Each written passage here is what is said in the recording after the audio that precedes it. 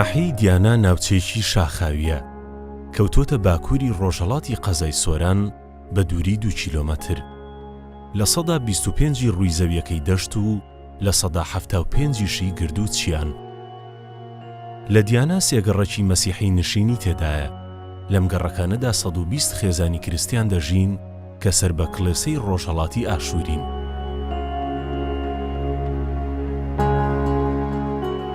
مێژووی هاتنی ئەم خێزانانە دەگەڕێتەوە بۆ ساڵی 1926.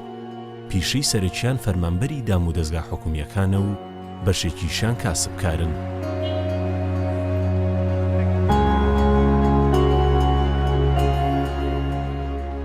ئاشوورەکان خۆی لە حربی عالەمی 1 ساڵی 1940 کە ئەو ئاشووریانە کە لە دیانە نیشتەجێن زۆربەی زۆریان کە لە تورکیا ڕوویان کردە لە ورمێ لەوێن دەرێ هاتن بۆ هەمەدان و بۆ کرمەشانی تر هاتنە لای بەعقوبە لەوێن دەرێ کە هاتن بۆ لای ئەنکاوە و دەوروبەری ساڵی 1926 ئەو ئاشوریانە هاتن بۆ دیانە. لە دوای ئەو کە شۆڕشی ئەیلول دەستی پێ کرد، شۆڕشی ئەیلول ساڵی 1961 ئاشورێکی زۆر ڕوویان کردە شۆڕش، یعنی خەڵکەکی زۆر ڕووی کردە شۆڕش بە تایبەتی منتیقەی بادینان و منتیقەی نەهلە و ئامێدی و زاخ و حتا سریایان هەبوو.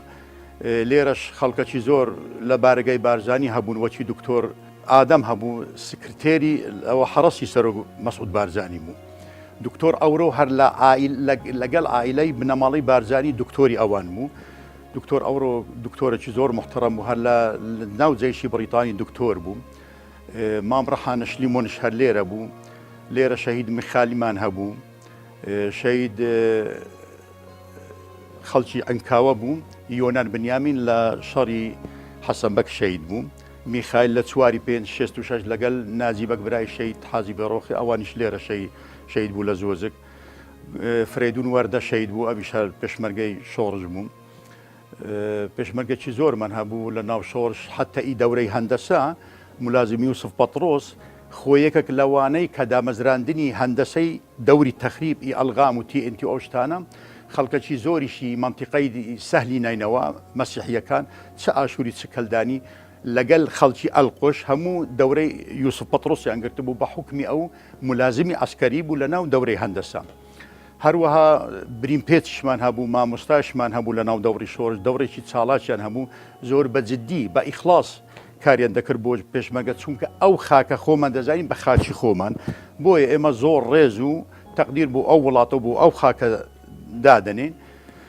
ئینجا پێک هاتەی ئاشووریەکان لێرە دەوریان هەبوو، لێرەش کە پێشمەرگە هەبوو لەو لە زۆزک لە گەروی ئۆمەراغا لە کوڕەک و لە هەندرێن یارمەتی زۆر باشیان دەدا ئاشووریەکانی ئێرە، زۆربەی زۆریان لەگەڵ حەزب بوون، هاوکاریان دەکرد. ئینجا بە فیشاک بە دەرمانیان لە هەولێر سەیدەلیەک هەبووی حەچیم پۆلس لەوێن دەرێ بە حوکمی ئەو ئاشووری بوو، دەرمانیان دەهینە بەنهێنی بۆ پێشمەرگیان دەنات و تەقەمەنی و ئەگەر شتێک هەبایە لێرە ڕوو ئەدا، یعنی زوو خەبەریان ئەدا بە پێشمەرگە.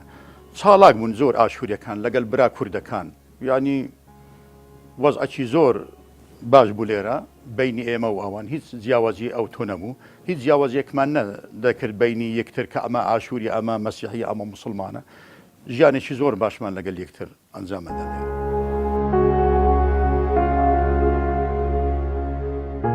کریستیانەکانی دەڤەری سۆران لە بواری ڕۆشنبیری و ڕاگەیاندن زۆر چالاکن و لەمڕۆوە پێگەیەکی تایبەتیان لە دەڤەرەکەدا هەیە. خاوەنی کۆمەڵێک ناوەندی کولتوری و پرۆژەی ڕاگەیاندنن بە زمانی سریانی و کوردی.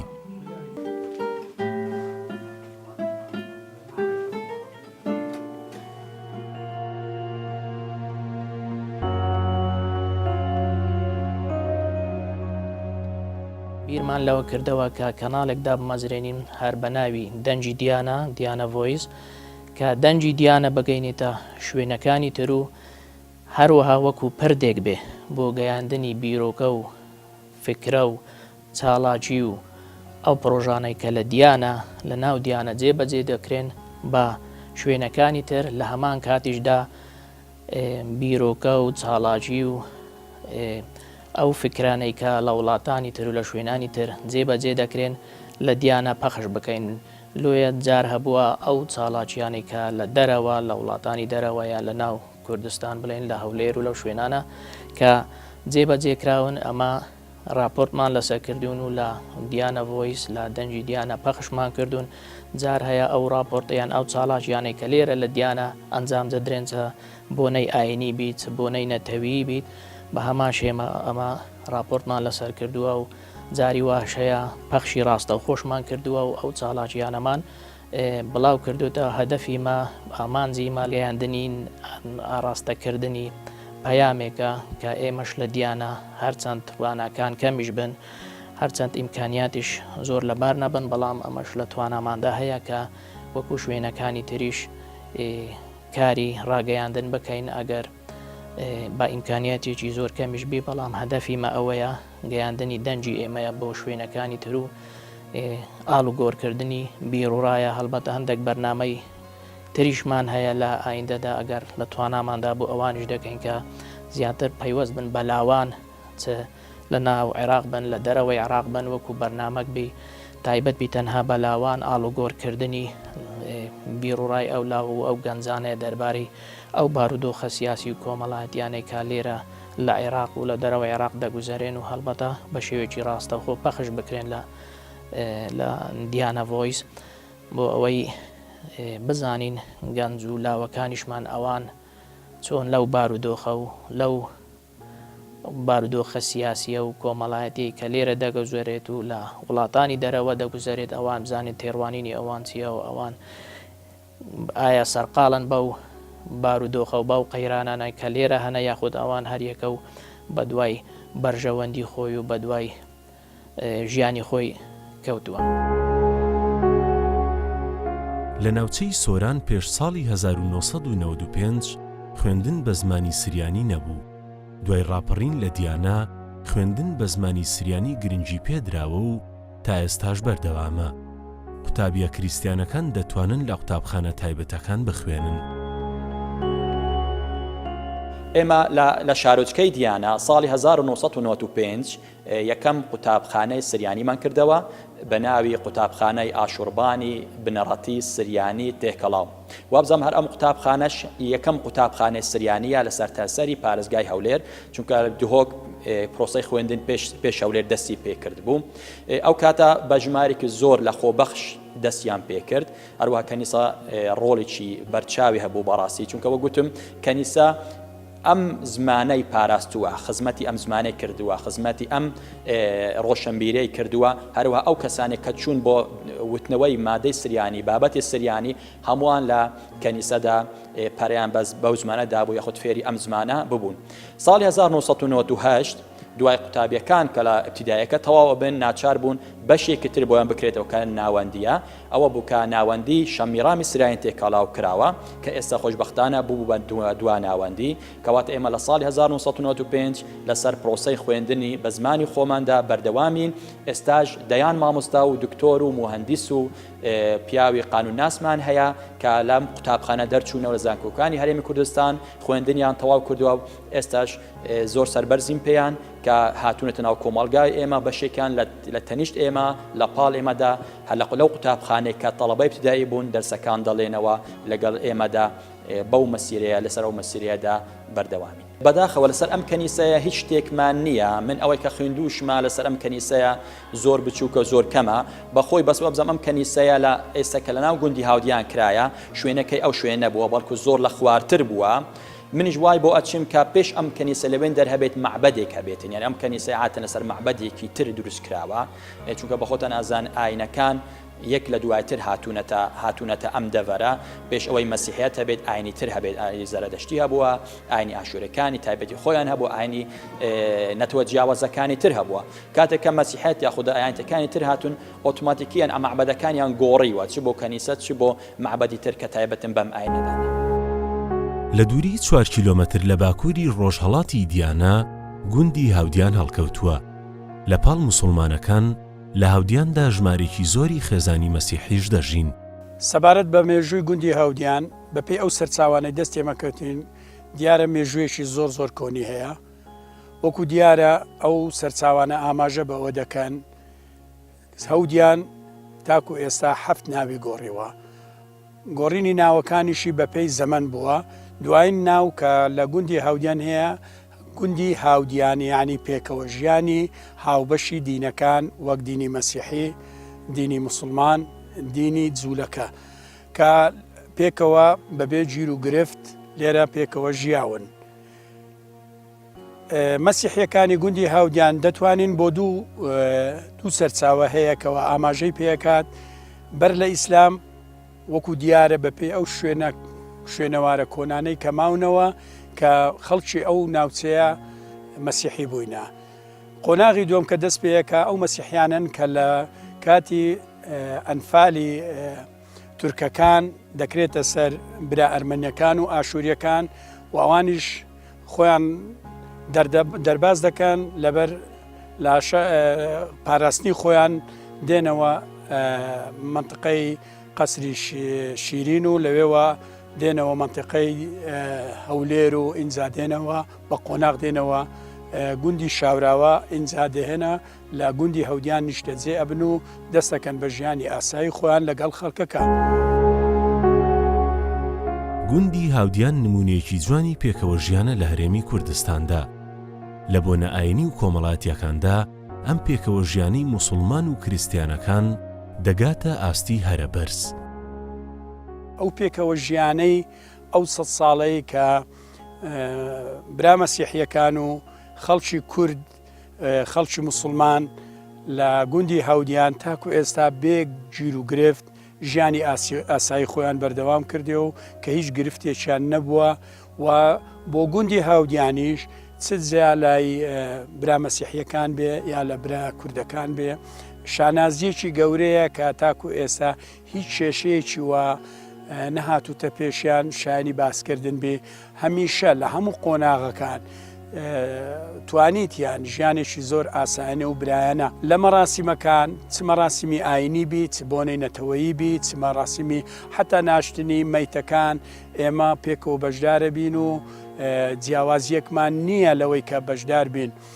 گوندی هاودیان شانازی بەوە کات نمونەیەکی زۆر بەسیط ئەتوانم دەمێ. ئێستا دوکانێکمان هەیە کە کوڕێکی مەسیحی و کوڕی مەلای گوند پێکەوە وەکو شەریکی بزنسێک پێکەوە کارەکەن.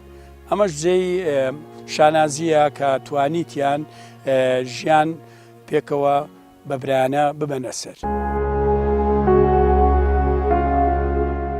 لە گوندی هاودیان دێری مێژووی مارئۆرا هەم هەیە.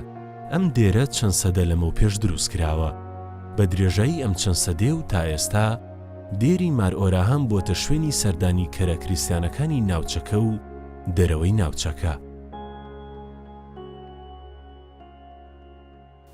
ئەوەی کە لێرە دەیبینن کەنیسەی مارئۆرا هەم یا هاودیان، ئەوە لە پشتن کەنیسەکی زۆر قەدیم و کۆناوە تەنیشتەکەشتی هەم قەبرستانە و هەم کەنیسەیە وەچی مەزارەکان و خەڵکانش ڕۆژانە دێن سەردانی دەکەن و لە دیانە و لە هەولێرش هەموو ئاشووریەکان دێن سەردانی ئەو کەنیسەی دەکەن وەچی بەچاوش دیارە کەنیسەکی زۆر کۆنا و بە خۆتان دەبینین ئەوە دیوارەکانی هەموو ڕووخاینە و قەدیمە زۆر لە مێژە و هەموو جارێ دێن سەردانی ئەو شوێنە دەکەن مەزارەکان لە ڕۆژانی شەموو ئێوارەکان دێن خەڵک سەردانی دەکەن و بۆ مەراسیمەکانش ڕۆژی بۆ جێژنەوشتی مناسبەکان لە کریستیانەکان هەموو مەسیحەکان دێنەوە ئێرە سەردانی ئەو منتیقەی دەکەن و لە لای ئێمەش شوێنێکی زۆر مقدەس و پیرۆزە.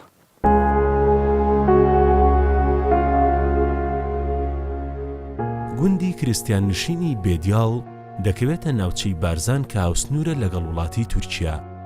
ئەم گوندە لە داوێنیچیای شیرین هەڵکەوتووە کە بەرزیەکەی 3849 مەترە.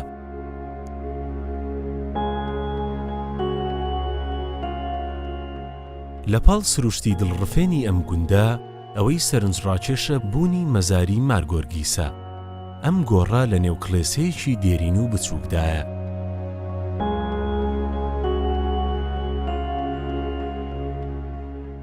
بیرروبۆچوونی جیاواز سەبارەت بە گۆرگیس پەیامبەر و مێژوەکەی هەیە. بیرروبۆچوونێک دەیبەستێتەوە بە ئاینی یەهودی و چەند سەدە پێش لە دایکبوونی حەزرەتی مەسیح. هەشە دەیگەڕێنێتەوە بۆ سەردەمی دەرکەوتنی ئاینی مەسیح.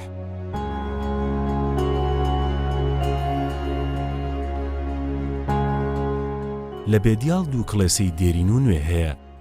یەکەمیان مارگۆرگیسی تێدایە. ئەم کڵێسە دێرینە ڕووبەرەکەی 75 مەتر دووجایە و بە بەرد و قسڵ دروست کراوە. لە دەوروبەری ئەم کڵێسە ژمارە گۆڕی کۆن و مێژوویی دەبینرێن. لە گوندی بێدیاڵ جا لە کڵێسەی مارگۆرگیس کڵێسەیەکی نوێژ دروست کراوە.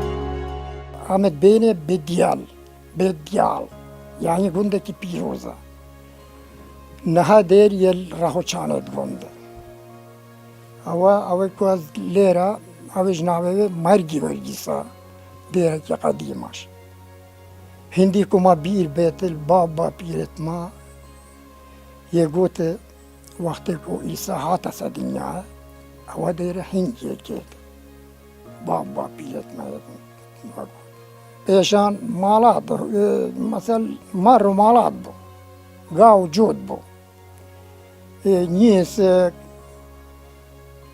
مەسەل گەلێ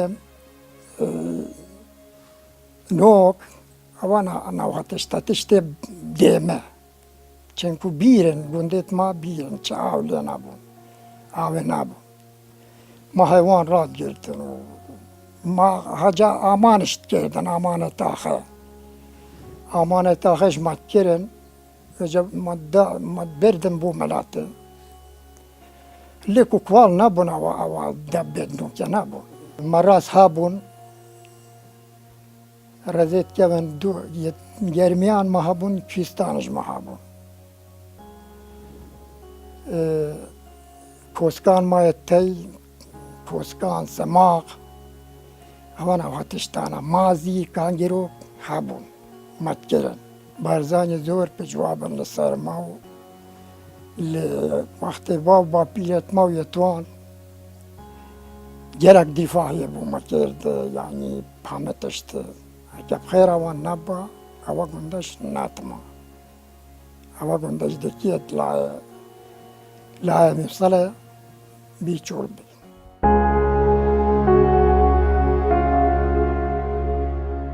کریستیان و موسڵمانەکانی دەڤەری بارزان هێندە ئاوێتی یەکتر بوون کە جیاکردنەوەیان ئەستەمە. ئەم ئاوێتە بوون و تێکەڵبوونە لە مێژینێش لەسەر بنەمای ڕێزگرتن لە یەکتر دروست بووە. ئەو گوندەی زۆر گوندێکی قەدیمە